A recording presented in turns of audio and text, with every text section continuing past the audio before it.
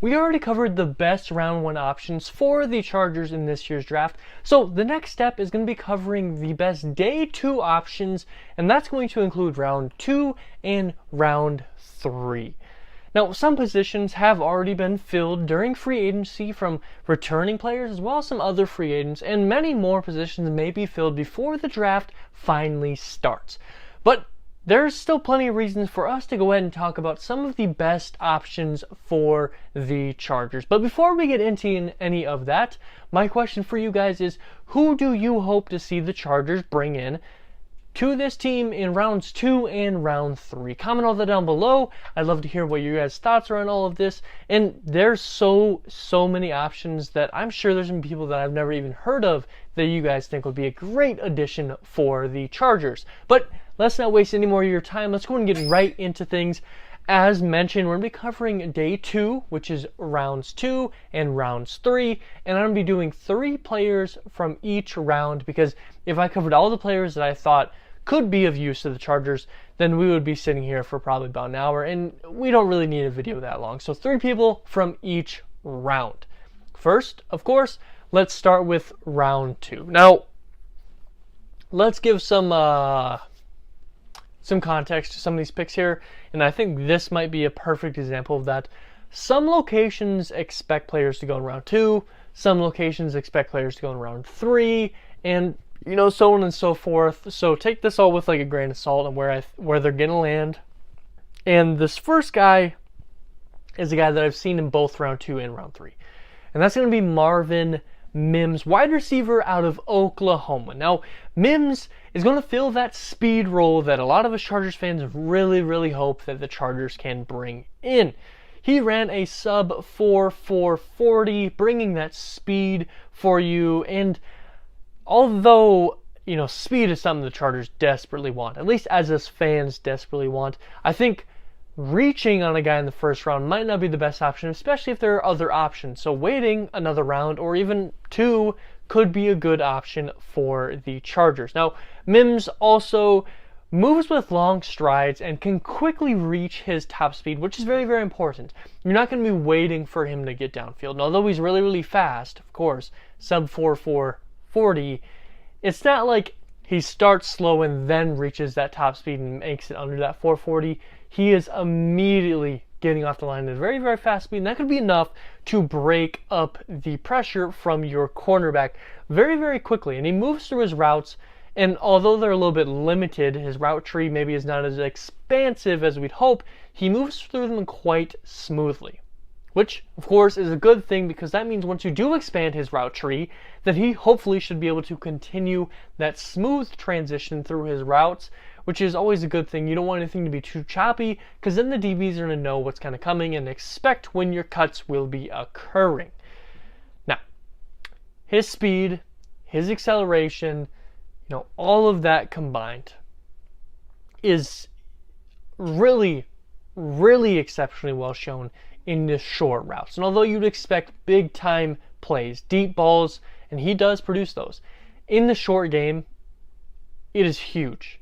It can bring a lot to the game when he can catch a short pass and he can quickly turn it around and get accelerated and reach his top speed very fast on just like a short 5-yard slant or whatever it may be.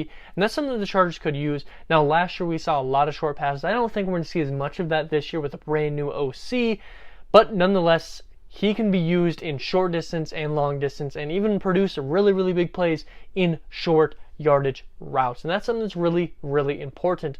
Now, like I said, his routes maybe aren't the best, and that's where Keenan can kind of come in. That's a big thing for me.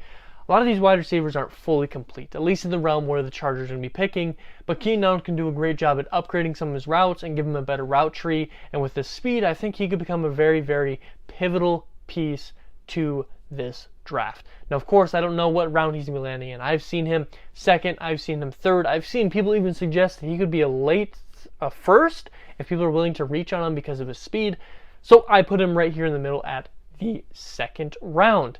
The next guy I'm going to be covering here is going to be an edge, and that's going to be Derek Hall out of Auburn. Now, the edge position is something that isn't a necessity to fill. You have Joey Bosa, you have Khalil Mack. If those guys can stay healthy, that's huge for you. Chris Rumph does show some talent, and if you can get that going, that'd be phenomenal, and potentially even bring back Calvin Noy. But nonetheless, Derek Hall could be a very, very big pickup. One big thing that is mentioned alongside Derek Hall is his character. He was the captain for this Auburn team. He has very, very good character, and as we all know, that's something that Tom Telesco really likes, is going after players to bring to his team with good character.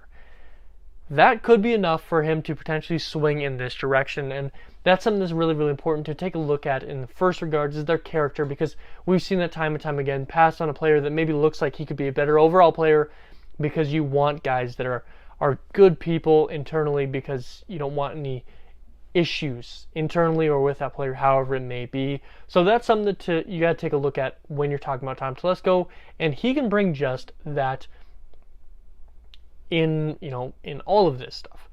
Now, not only in his character, but he is a phenomenal football player the way it is. When he can bring pressure, he is almost immediately breaking down on the quarterback. Whether that's just producing pressure, rush passes, or producing sacks, he can get upfield quick and get in the face of the quarterback very, very early in plays.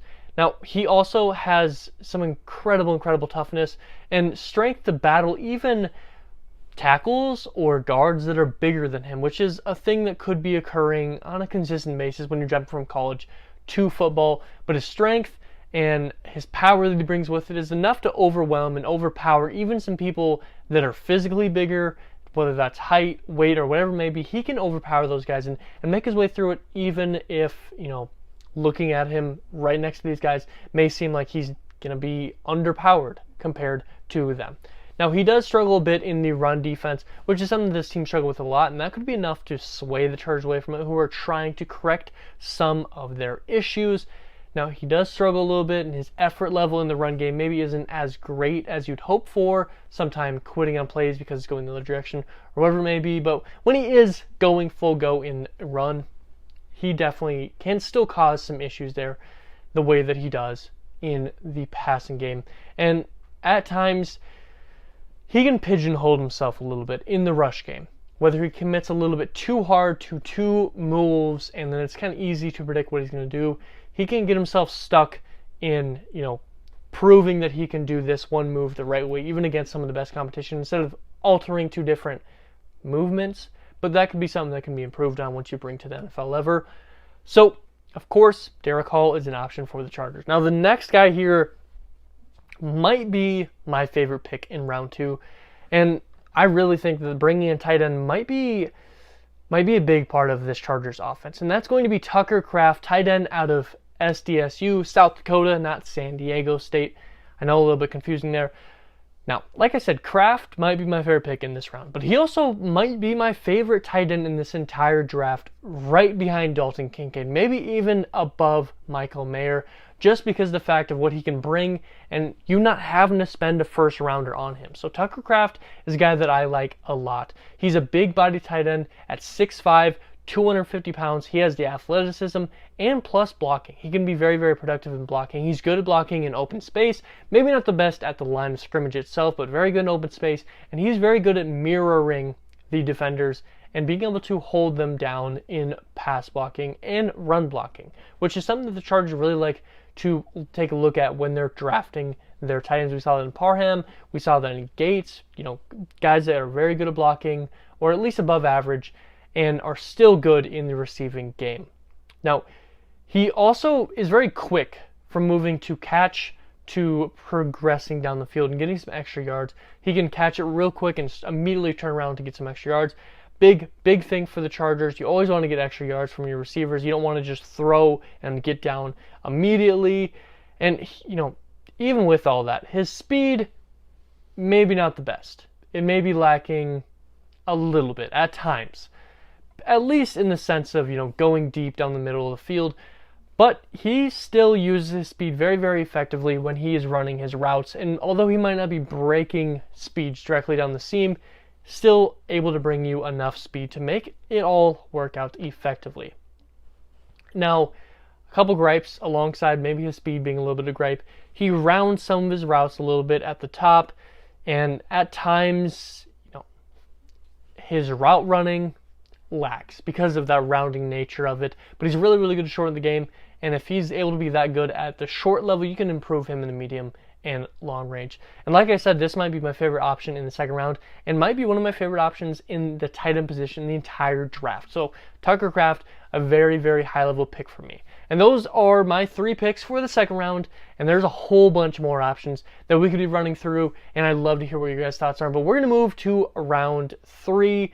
And there are still plenty of good options in round 3. You know, round 1, 2, 3, you can still get some really, really important pieces, some potentially starter capable players right off the bat. So let's go to round 3. First up is going to be Trey Palmer, wide receiver out of Nebraska. Now, once again, you're searching for that speed, whether you're unable to or you choose not to in the earlier rounds, you can get just that in Trey Palmer. Running a 4.33 40.